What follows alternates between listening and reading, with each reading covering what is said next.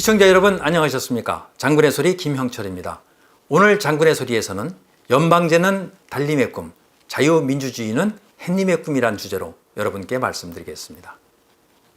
2017년 이후 대한민국은 분명 정상이 아닙니다. 송영무, 정경두 두 국방장관이 2018년 9.19 남북 군사 합의를 체결한 이후 대한민국 군은 공중정찰을 제한하고 대규모 군사훈련과 한미연합훈련을 축소 또는 중단하는 등 우리 군은 한미연합 방위체제를 허물고 있습니다. 최근 송영길 외교통일위원장은 유엔사라는 것은 족보가 없다라는 발언을 했습니다. 이어서 이수혁 주미대사는 한술 더 떠서 한국이 70년 전에 미국을 선택했기 때문에 앞으로도 70년간 미국을 선택해야 하는 것은 아니라는 말을 했습니다. 송영길 외교통일위원장 발언에 대해서 브룩스 전 한미연합사령관은 끔찍하다는 평가를 했고요. 이수혁 대사 역사인식에 문제가 있죠. 70년 전 선택한 것은 미국이 한국을 선택한 것이지 한국이 미국을 택한 것은 아니죠. 이런 분을 전문 외교관이라고 말할 수 있을까요? 정권을 향한 무한 충성을 다 바치고 있고 또한 대은망덕의 아이콘이라고 할 수 있습니다. 얼마 전 해수부 공무원이 북한군에 의해서 살해되고 또 불태워진 사건이 있었죠. 국가의 3요소는 국민, 국토 그리고 주권입니다. 국토와 주권은 더 큰 국가 이익을 위해서 일정 부분 양보할 수 있다고 하겠습니다. 그렇지만 국민의 생명은 국가가 지켜야 할 최고의 최우선의 가치입니다. 국민의 생명과 재산을 지키기 위해서 군이 존재하고 훈련하고 작전 대비 태세를 유지하고 있는 것입니다. 그런데 실종된 해수부 공무원 관련 우리 군과 정부의 대응은 어땠나요? 군은 실종된 공무원을 확인하고 북한군이 사살하고 화형하는 6시간 동안 아무런 조치도 취하지 않았습니다. 대통령은 이런 상황에서 편안하게 잠을 잤고 그 다음날 새벽 01시 26분에 유엔에서 방영된 16분 분량의 종전선언의 필요성을 강조한 유엔 연설을 그대로 공개를 했습니다. 우리 국민을 총살하고 불태워 흔적도 없애는 북한과 과연 종전선언이 가능할까요? 대통령도 잘못이지만 이를 보좌하고 있는 청와대 외교안보 참모진의 무능을 단적으로 나타낸 사건이라고 봅니다. 그런데 이 같은 비정상적인 상황이 왜 발생하고 있을까요? 저는 그 답을 2012년 김대중 전 대통령 3주기 추도식에서 문재인 대통령이 말한 그 추도사에서 찾을 수 있었습니다. 문재인은 그 자리에서 낮은 단계 연방제를 정권 교체를 통해서 다음 정부 때 반드시 이루겠다고 얘기했습니다.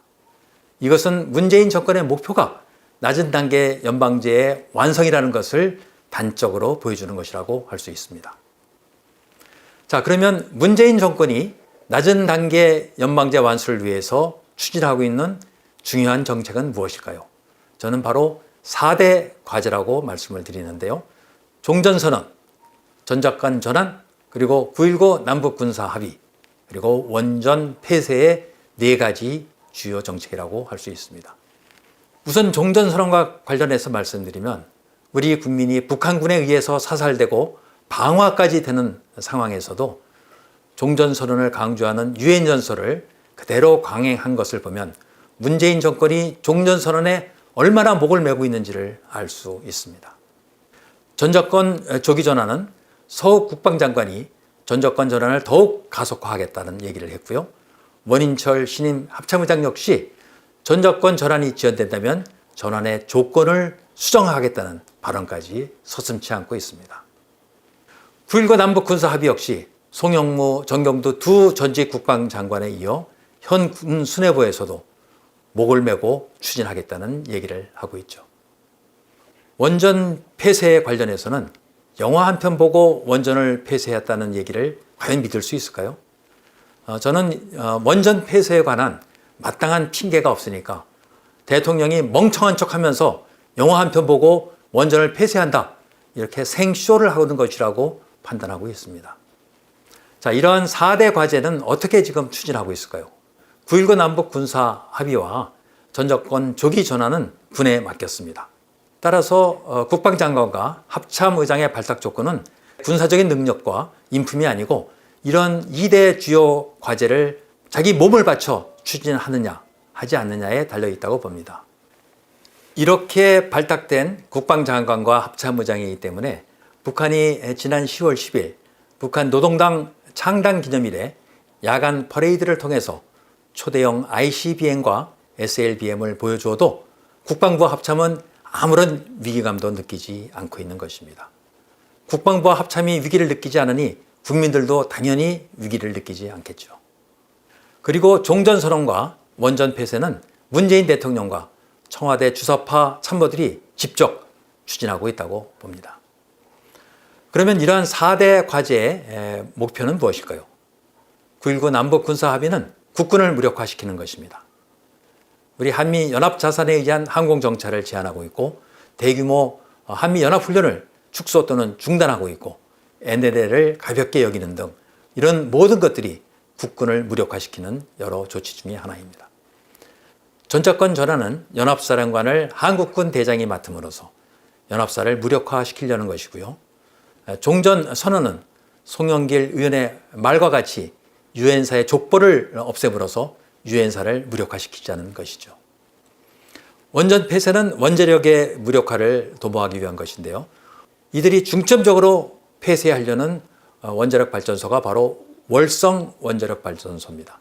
월성 원자력 발전소는 다른 원자력 발전소와는 달리 중수로 원자로이기 때문에 여기서는 고준위 핵 폐기물을 추출할 수 있고 이것이 핵무기의 원료로 쓰이고 있습니다. 문재인 정권이 월성 원전 1호기 조기 폐쇄에 목을 매는 이유는 과연 무엇일까요?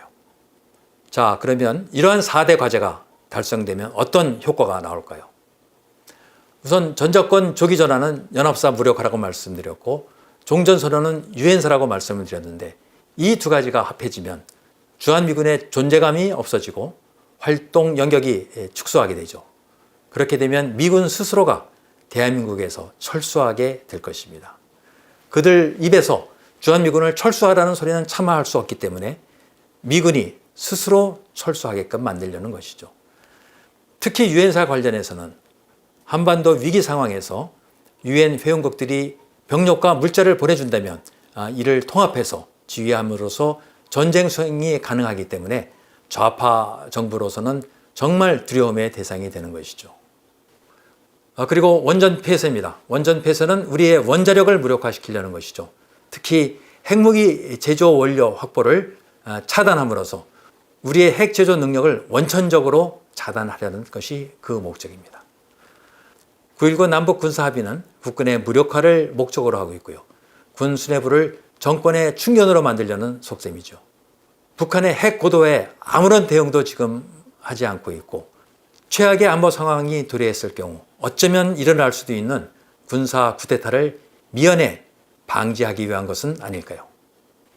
자, 그러면 이러한 4대 과제가 모두 달성되면 어떤 상황이 될까요? 이 4대 과제가 모두 달성되는 것은 바로 낮은 단계 연방제가 완성되는 것을 뜻합니다. 주한미군은 철수해서 없기 때문에 북한 핵을 막아줄 수 없고요. 우리의 핵 제조 능력은 원천적으로 차단되어서 핵무기를 제조할 방법도 없습니다. 그리고 무기력하고 무능력한 군 수뇌부는 북한이 보여주는 초대형 ICBM과 SLBM에 대해서도 이것이 왜 위협이 되는지도 모르고 있고 낮은 단계 연방제를 막으려는 능력과 의지 역시 결여되겠죠. 따라서 핵을 가진 북한과의 전쟁은 생각조차 하지 못하는 군복 입은 월급쟁이가 되어 있을 것입니다.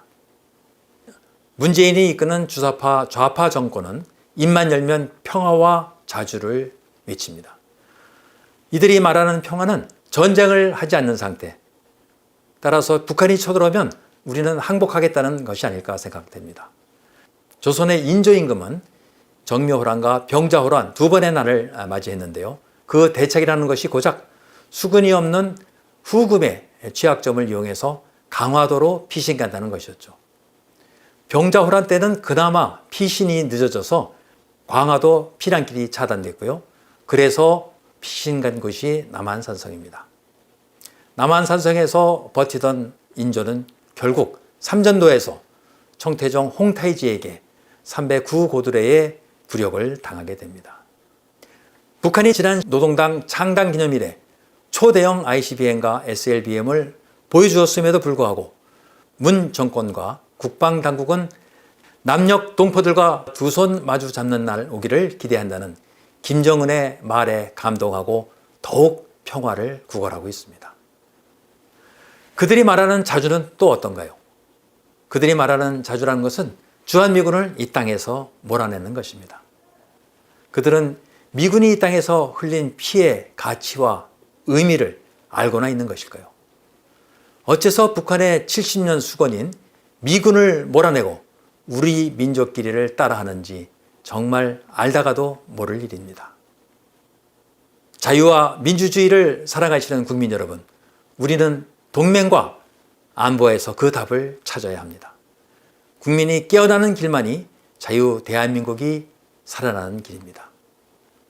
동맹이라는 것은 우리 민족끼리라는 그럴듯한 유혹에서 벗어나 현실을 명확히 보는 것입니다.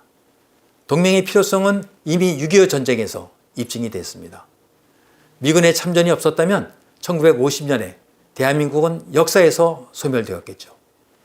BTS 젊은이들도 한미동맹의 중요성을 당당하게 외치고 있습니다. 신라의 삼국통일도 결국은 당나라와의 군사동맹을 통해서 이룬 것이죠. 자주는 달콤하지만 당뇨병을 가져오고 동맹은 입에는 쓰지만 보약과 같은 존재입니다. 안보는 또 어떻습니까? 어찌 평화가 확고한 안보의 바탕없이 이루어질 수 있겠습니까? 입으로 말하는 평화는 사고가 나지 않을 텐데 보험은 왜 드냐 하는 악마의 속삭임입니다. 지금 힘들어도 군은 훈련을 해야 합니다. 군인에게 기본권은 훈련을 통해서 전투력을 갖추는 것이지 추미애가 말하는 것처럼 휴가가 군인의 기본권이 될 수는 없습니다. 시청자 여러분, 연방제는 자주와 평화를 입으로 외치는 무책임한 달림의 꿈이고 자유민주주의는 동맹과 안보를 중시하는 책임 있는 햇님의 꿈이라는 말씀을 드리면서 오늘 장군의 소리 여기서 마치겠습니다. 감사합니다.